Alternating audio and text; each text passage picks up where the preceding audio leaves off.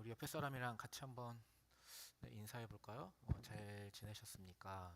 네, 잘 지내셨습니까?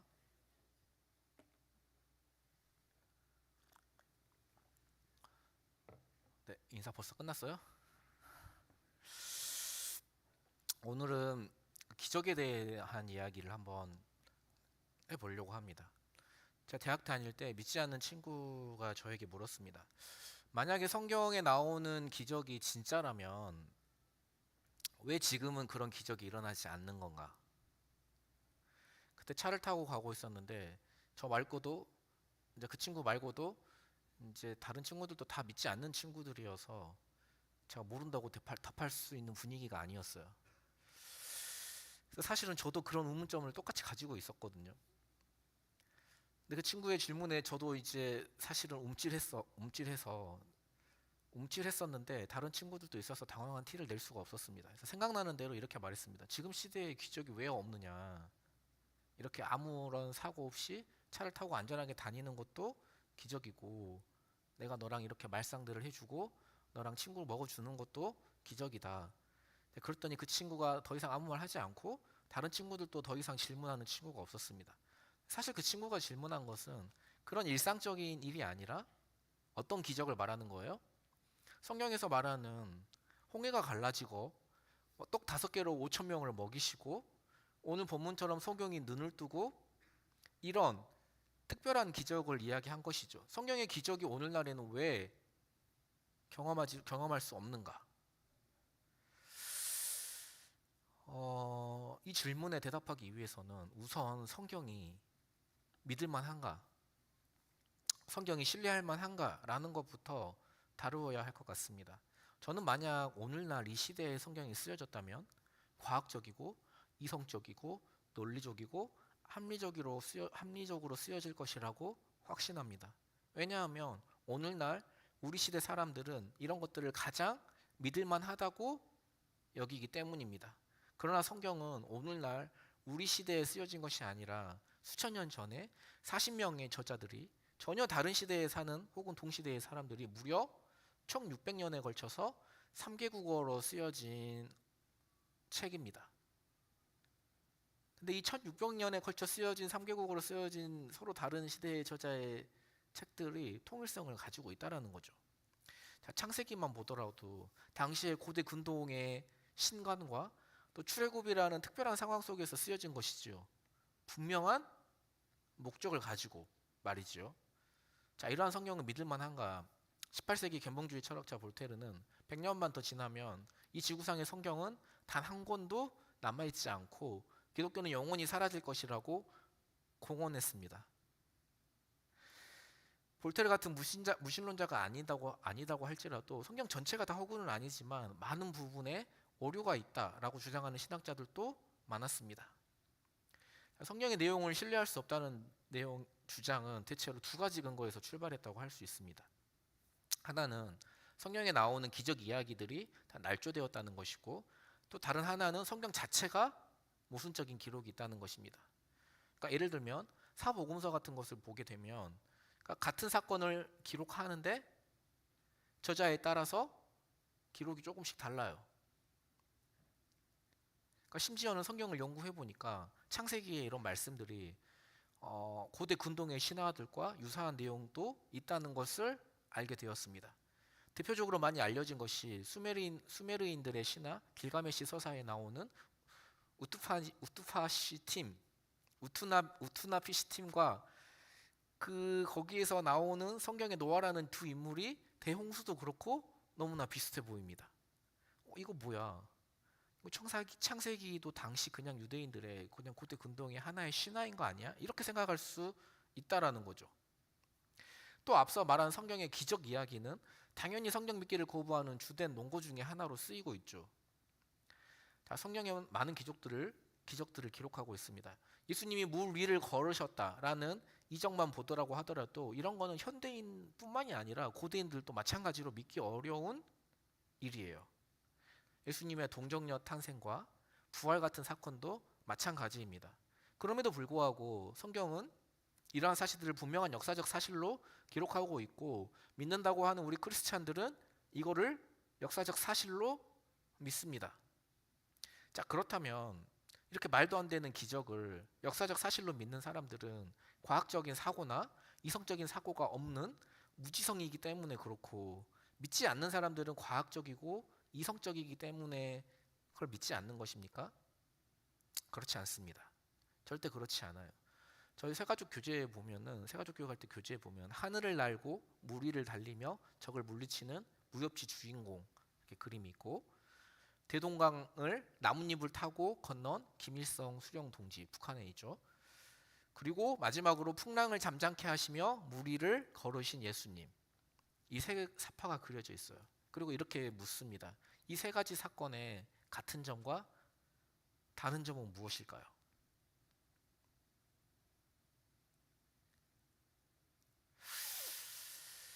그러니까 성경이 말하는 기적을 믿는 사람들과 믿지 않는 사람들에게는 두 가지 공통점이 있어요.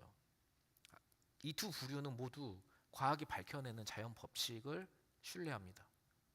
즉, 무협지 주인공이나 김일성 같이 최근에 누가 동해안에서 파도 위를 두 다리로 걸어 다녔다고 해도, 허경영이 공중부양을 하고 축지법을 쓴다고 해도 믿지 않아요. 그러니까 기적을 믿는 사람들은 과학이나 이성적 사고를 신뢰하지 않는다고 여겨지는 것 같은데 전혀 사실이 아니죠. 그러니까 과학이나 이성적 사고를 하느냐 아느냐 이것이 아니라 믿느냐 안 믿느냐는 서로 다른 전제를 가지고 있다는 거예요. 무슨 말이냐면, 기적을 믿지 않는 사람들은 특별히 그들이 더 과학이나 이성적 사고를 신뢰해서가 아니라 그것을 초월하는 신이 존재하지 않는다거나 혹은 존재한다고 하더라도 자신의 뜻을 위하여 기적을 일으키지 않는다는 자신의 신념을 믿는 것이고, 믿는 사람들은 어때요? 성경이 증거하는 하나님을 믿을 만한 확실한 증거를 납득했거나 체험했기에 그 신이 자연 법칙 위에 존재한다고 믿는 거죠. 특별한 경우에 한해 기적을 일으키신다는 것을 믿는 것이죠. 그러니까 이 두 부류는 모두 자신의 전제, 그러니까 혹은 믿음에 따라서 생각하는 것입니다. 그러니까 세상이 신에 의해서 창조되었다는 것은 절대로 과학적으로 증명되지 않습니다. 과학적 증거들을 혹시 제시한다고 해도 전제가 다른 이들은 믿지 않을 거예요. 반대로 세상이 우연히 만들어졌다는 것 역시 과학적으로 증명되지 않습니다. 그러니까 사실은 신이 존재한다라는 것보다 신이 존재하지 않는다라는 것을 논리적으로, 과학적으로 설명하기가 오히려 더 어렵습니다. 무슨 증거를 제시해도 전제가 다른 이들은 믿지 않을 것입니다. 저 같은 경우만 해도 빅뱅 이론 이런 거 아무리 이해하려고 해도, 우주의 탄생에 대해서 아무리 이해하려고 해도 이 세계가 그냥 우연히 만들어졌다는 것이 도무지 납득이 안 돼요. 이 그냥 우리가 우연히 태어난 존재라는 것이, 그래서 우연히 그냥 존재해서 우연히 사라진다는 것이, 허무하게 사라진다는 것이 이해가 안 돼요. 도무지 납득이 되지 않습니다. 뭔가 있지 않을까? 결국 모든 것은 이성적이냐 과학적이냐 이런 문제가 아니라 모든 것은 전제, 그러니까 즉 믿음의 문제예요. 신을 믿는 것도 믿음의 문제이고 신이 존재하지 않는다고 믿는 것도 믿음의 문제이지 과학의 문제가 아니라는 거예요. 우리가 만약 세상을 창조한 전지전능한 신이 존재한다는 전제를 따른다면 성경의 기적 이야기들은 결코 믿을 수 없는 황당한 이야기라고 할 수는 없죠.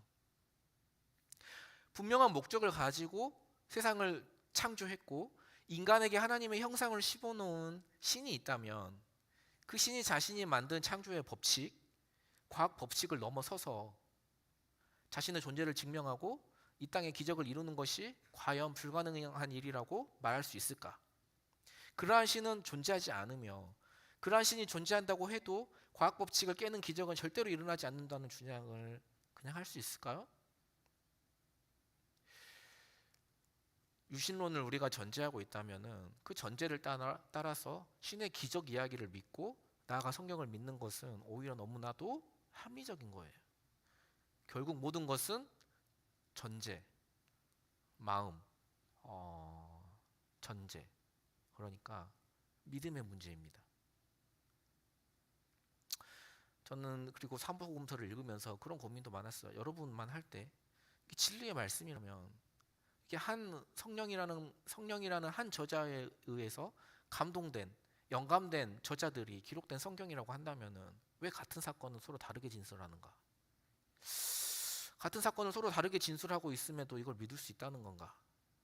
이 문제는 제가 책을 읽으면서 공부하면서 자연스럽게 풀리게 되었어요. 결론만 이야기하자면은 이게 너무 길어지니까 서로 다른 것이 오히려 실제 있었던 사건을 입체적으로 증명한다는 것입니다. 다음 기회에 있을 때 이런 부분은 실제적으로 한 번 더 깊이 다뤄보도록 하겠습니다. 결론은 제가 내린 결론은 그렇습니다. 성경을 포괄적으로 공부하면 공부할수록 깊이 있게 공부하면 공부할수록 성경을 더욱더 신뢰할 수 있다는 것입니다. 볼테르의 말처럼 이런 없어지지 성경이 없어질 리가 없지요. 진화 생물학자이자 동물 행동학자인 리처드 도키스라는 사람을 한 번쯤 들어보셨을 거예요. 만들어진 신, 이기적 유전자 이런 책들로 대중적인 인지도가 굉장히 높아졌죠. 이 도킨스 씨가 옥스퍼드 대학원 출신으로 알고 있는데 영국의 알리스터 맥그리스라는 신학자가 있습니다. 그러니까 이분이 22살 때 옥스퍼드 대학에서 분자생물학으로 박사학위를 받았어요. 그러니까 22살 때 분자생물학으로 박사학위를 받았다고 하면은 진짜 천재 과학자이죠. 천재 중에 천재이죠. 근데 그런 그에게 성령을 믿는 데 있어서 아무런 문제가 없는 능력 있는 주님의 말씀이었습니다. 그러니까 리처드 돈킨스에 대항해서 어떤 신학자가 어떤 이야기를 했다고 한다면은 핀잔만 들었을 거예요. 놀림만 당했을 거예요. 아무리 맞는 이야기를 한다고 할지라도 과학도 모르는 무지성들이 또 헛소리한다. 야, 너희랑 우리랑은 분야가 달라. 이 분야에 대해서 모르면은 전공하지 않았으면 아무 말 하지 마. 내가 이 분야의 권위자야. 이렇게 굉장한 개무시를 당했을 것 같아요. 그런데 맥그레스는 22살 때 분자 생물학으로 옥스퍼드 대학에서 박사학위를 받았으니까 그 누구보다 뛰어난 천재 과학자가 이런 이야기를 하니까 과학을 모른다. 생물학을 네가 몰라서 그렇다. 이런 이야기를 할 수가 없는 거죠. 그래서 맥그레스가 도킨스를 향해서 네가 말하는 것이야말로 과학이 아니라 너의 하나의 이론이고 망상일 뿐이다. 망상 속에서 너야말로 진리를 외면하고 있다. 정면으로 비판한 거예요. 기독교 신앙을 변증하는데 정말 엄청난 역할을 했습니다. 그러니까 알리스터 맥그레스는 저와 같은 사람에게는 정말 사이다 같은 존재예요. 신학자예요. 저희 집에 온 청년들이 제 서재 보면서 와, 이 목사님 이 책 다 읽으셨어요? 하면서 라고 물어보는 책이 하나 있는데 다 비슷한 책, 그 책을 꼭 항상 그 책으로 질문을 하더라고요. 두께가 엄청나게 두꺼운 벽돌책이기 때문에 그런 질문을 하는데 실제 내용은 굉장히 쉬워요. 신학이란 무엇인가? 라는 제목의 책인데 이 책의 저자가 바로 알리스터 맥그레스가 쓴 책입니다. 아무래도 우리 시대는 그렇습니다. 과학이나 이성 이런 것들을 중요시하기 때문에 그냥 믿으라는 이야기가 잘 들리지 않고 답답하게 들리는 청년들을 위해서 제가 소론을 조금 더 길게 이야기했습니다. 제가 청년 때 그랬기 때문에 그 청년들의 마음이 너무 이해가 가서 그렇습니다. 지금도 기적은 일어납니까? 일어난다면 그 이유가 무엇입니까? 지금도 하나님이 살아계시기 때문입니다. 지금도 살아계셔서 우리와 동행하시고 우리를 돌보시며 지키십니다. 그리고 지금도 우리의 삶에 개입하셔서 우리가 깨닫던 깨닫지 못하던 우리 삶의 현장에서 기적을 놀라운 일들을 역사를 만들어 가십니다. 오늘 본문은 예수님의 이적 중에 하나입니다. 오늘 본문이 중요한 이유는 그 위치 때문이에요. 마가는 예수님이 여리고에서 소경 바디메오를 고치신 사건을 예수님이 예루살렘으로 들어가신 사건 직전에 기록하고 있습니다. 다시 말해서 이 본문 다음에는 예수님께서 이스라엘의 왕으로 예루살렘에 입성하신 사건이 기록되어 있습니다. 예수님께서 감람산 벳바게에 이르자 그 소문을 듣고 허다한 무리가 따릅니다. 이미 바디메오를 고칠 때 많은 사람들이 따르고 있었죠. 그리고 그들은 나귀를 타고 들어오시는 예수님을 환영합니다. 손에 종려나무 가지를 꺾고 자신들의 겉옷을 길에 펴놓고 호산나 하며 소리 높여 예수님을 찬양했습니다. 이따가 겉옷에 대한 의미를 한번 다시 살펴볼 건데요. 겉옷은 굉장한 의미가 있죠. 호산나는 무슨 뜻입니까? 주여 우리를 구원하소서. 예수님을 지금 어떻게 고백하고 있는 거예요? 주로, 메시아로 고백하고 있다는 뜻입니다. 열렬히 예수님을 찬양했습니다. 그러나 성경을 읽어보면 놀랍게도 조금 후에 예수님을 십자가에 못 박은 사람들은 누구입니까? 바로 그날 예수님께서 입성하실 때, 혹은 소경 바디메오가 눈을 뜬 것을 지켜보던 무리들, 그리고 예수님께서 입성하실 때 자기 겉옷을 벗고 종려나무를 꺾어서 호산나 하며 찬양했던 바로 그 무리들. 그렇다면 이유가 무엇입니까? 그렇게 환영했던 예수님을 왜 이들은 곧 십자가 예수님을 못 박기를 바랬을까요? 이유가 무엇입니까? 자신들의 기대가 다 무너졌기 때문입니다. 자신들이 예수님을 통해서 이루어지길 바랬던 모든 욕망들이 다 무너졌기 때문입니다. 그런 면에서 보면 그들의 입장에서 예수님은 정말 무력하셨던 예수님이죠. 자신들의 기대에 대해서 철저하게 무력하셨던 예수님이, 자기들의 욕망과 기대에는 전혀 부응하지 못하셨기 때문입니다. 예수님께서 자신들의 기대와 욕망을 저버리자 예수님을 십자가에 못 박아 죽인 것입니다. 그들은 한편으로는 여전히 기대했을지도 몰라요. 저 같아도 그랬을 것 같아요. 지금이라도 십자가에서 멋지게 짠 하고 일어나 자신이 메시아임을 보여주시지 않을까 기대했을지도 모르겠습니다. 그러나 군중들에게 침뱉음을 당하고 뺨을 맞으며 채찍질에 아무런 저항도 하지 못하고 십자가에 무력하게 죽어가는 예수님을 보며 정말이지 처절할 정도로 무력한 그 예수님을 보며, 그 무력함을 보는 입장에서 군중들은 예수님에 대한 환호가, 그 환영이 분노로, 실망으로 바뀌게 된 것이죠. 예수님은 처음부터 왜 그들이 자신을 열렬히 환영하고 환대하는지 알고 계셨습니다. 그들은 성경에 말씀하신 메시아가 아니라 자신들의 기대를 이루기 위해 환영하고 있었습니다. 조금 후에 그 기대가 어긋나면 바로 그 사람들이 자신을 조롱하며 욕하고 돌을 던지며 십자가에 못 박을 것을 예수님은 아셨습니다. 이 모든 것을 아시는 주님께서 조금 후에 예루살렘으로 들어가 메시아의 환영식을 치르기 전에 바로 그 길에서 한 사람의 소경을 고치시는 거예요. 그 메시지가 무엇입니까? 그토록 예수님을 환영하던 그들이 바로 영적 소경이라는 것입니다. 예수님과 다른 꿈을 꾸고 있는, 같은 길을 걸어가고 있지만 예수님과 다른 꿈을 꾸고 있는 예수님의 그 제자들이, 귀류의 제자들이 바로 영적 소경이라는 것입니다. 오늘날 교회 안에 그런 영적인 소경들이 얼마나 많은지 모르겠습니다. 그들은 예수님의 이름을 부르며 찬송합니다. 자신들의 겉옷을 펴고 헌신하고 봉사하며 충성합니다. 그러나 솔직하게 한번 자신에게 질문해 보아야 합니다. 정말 내 기대가 다 무너져도 나는 여전히 예수님을 따를 수 있을까? 자, 이 질문에 대답할 수 없다면, 그렇다면 지금 나를 이끌어가고 있는 것은 내 욕망인가? 아니면 예수님이신가? 만약 그렇게 그 무리들처럼 우리의 기대, 우리의 욕망의 근거에서 신앙생활을 하고 있다면 우리는 결국 어떤 길을 가게 될까요? 마가복음에서는 길이라는 단어가 굉장히 중요하다고 말씀드린 적이 있어요. 오늘 본문에도 마찬가지예요. 길 위에서 소경을 만나죠.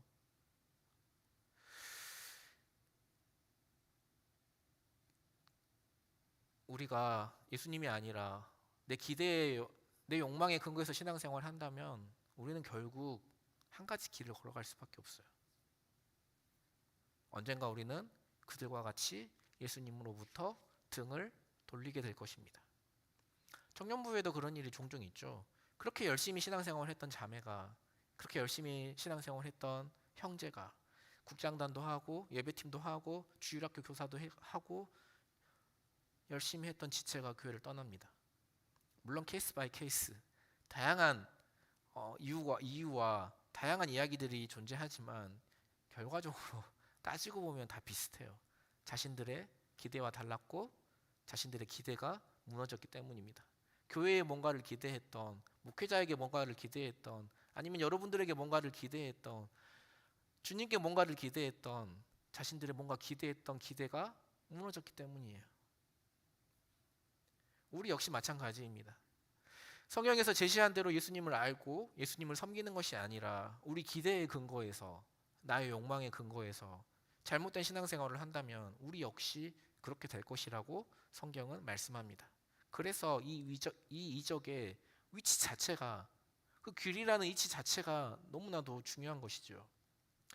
자, 그렇다면 이 바디메오는 어떻게 소경이면서도 영적으로 예수님을 바로 볼 수 있었고 또 눈이 띄어지는 이런 이적을 경험할 수 있었을까요?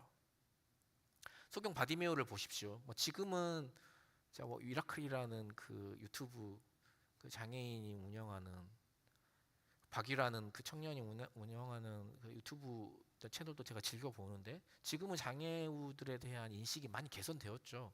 근데 개선되었다고 하지만 아직도 굉장히 그들의 입장에서는 굉장히 불편한 것들이 많다는 것을 느낄 수 있습니다.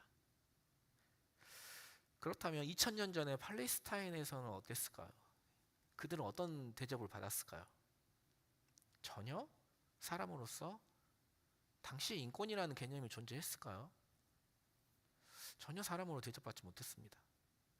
그가 예수님이 지나가실 때 나를 불쌍히 여겨달라고 소리치자, 예수님께 소리치자 사람들과 제자들이 그를 돕기는커녕 어떻게 행동합니까? 조용히 하라고 야단치면서 그를 꾸짖습니다. 그런 대접을 받는 것이 현실이었어요. 그렇게 무시받던 바디메오가 외치는 말이 기가 막히죠. 우리 47절 말씀 한번 같이 볼까요? 47절 말씀입니다. 함께 읽겠습니다. 시작. 나사렛 예수시란 말을 듣고 소리질러 이르되 다윗의 자손 예수여 나를 불쌍히 여기소서 하거늘. 네, 성경을 공부해 보면 여기 다윗의 자손 예수라는 말에 담긴 신학적인 의미는 정말 대단하다고 할 수 있습니다. 사람들은 예수를 보고, 나사렛 예수라는 것은 우리 입장에서는 나사렛에 대한 이해가 잘 없기 때문에 나사렛 예수라고 하면 별로 느낌이 없지만, 당시에는 나사렛은 굉장히 천대받는 동네였어요. 그러니까 나사렛 예수라는 것은 저기 낙산 촌놈 예수, 낙산 촌놈 기록이 약간 이런 거랑 비슷한 거예요. 시골 촌놈 그런 거.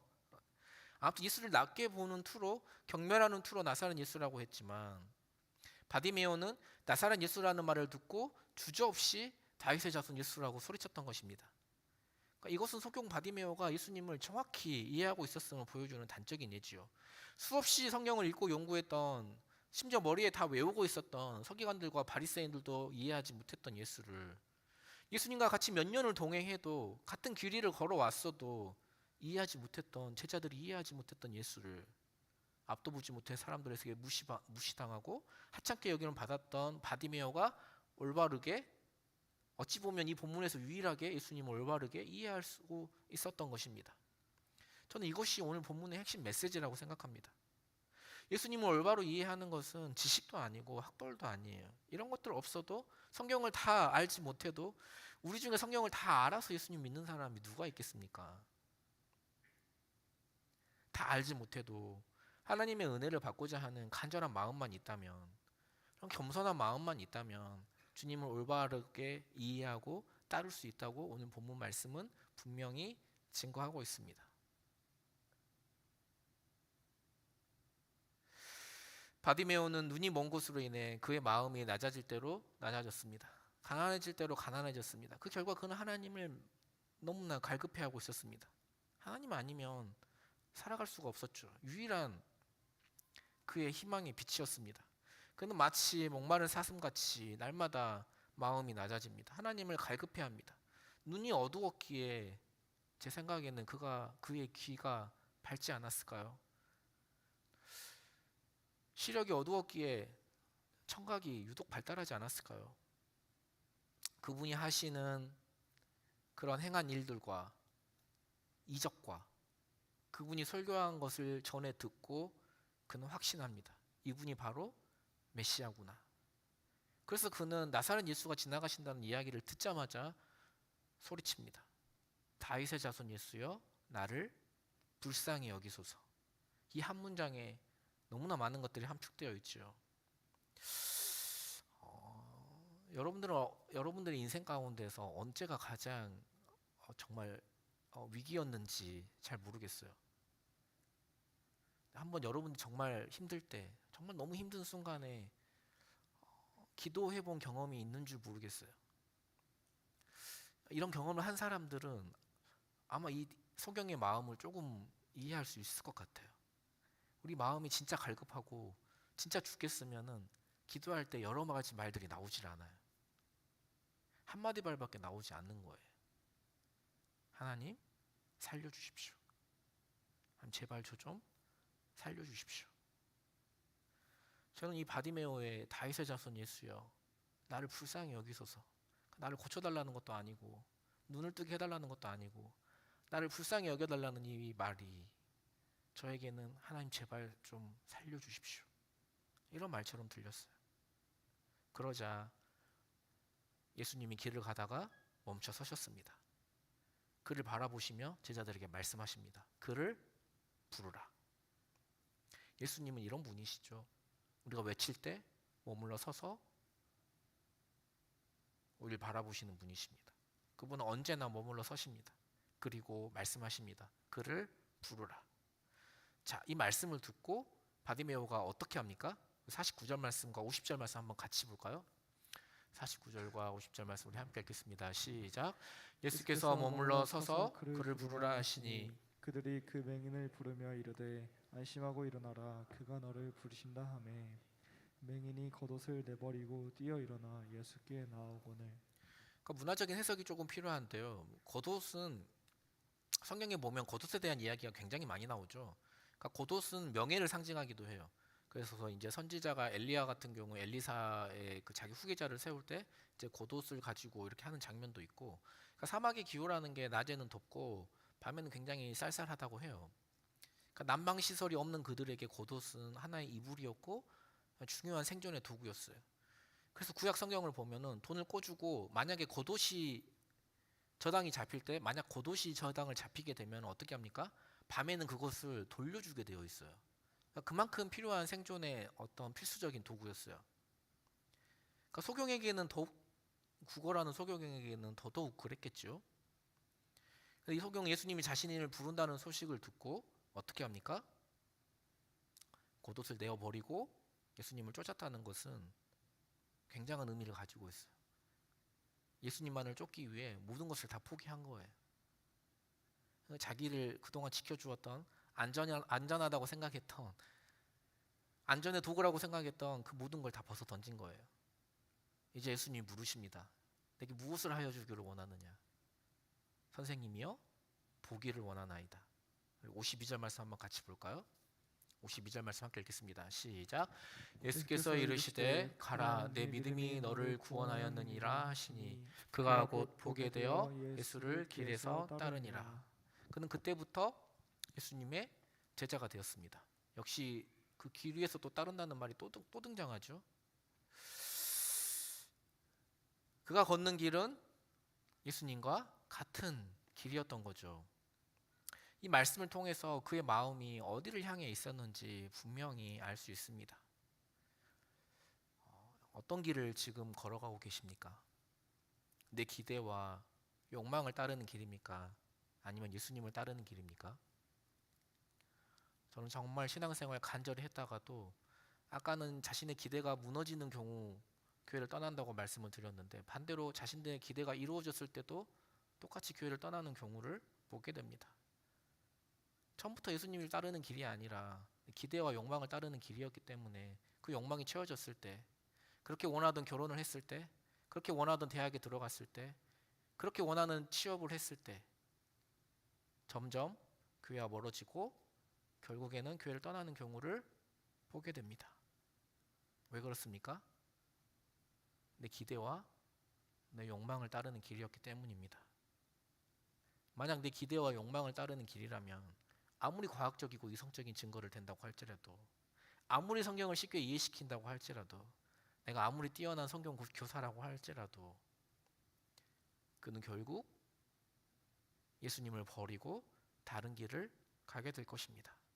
그러나 비록 앞이 보이지 않는다고 하더라도, 모든 것이 불투명하여도 하나님을 향한 갈급함을 가지고 겸손히 예수님을 따르는 그 길을 걷는 자들은 놀라운 기적을 경험하게 될 것입니다. 소경 바디메오처럼 말이죠. 이 바디메오처럼 기적을 경험하며 예수님을 따르는 그 길을 함께 걸어가는 저 여러분 되시기를 예수님의 이름으로 소망합니다. 우리 함께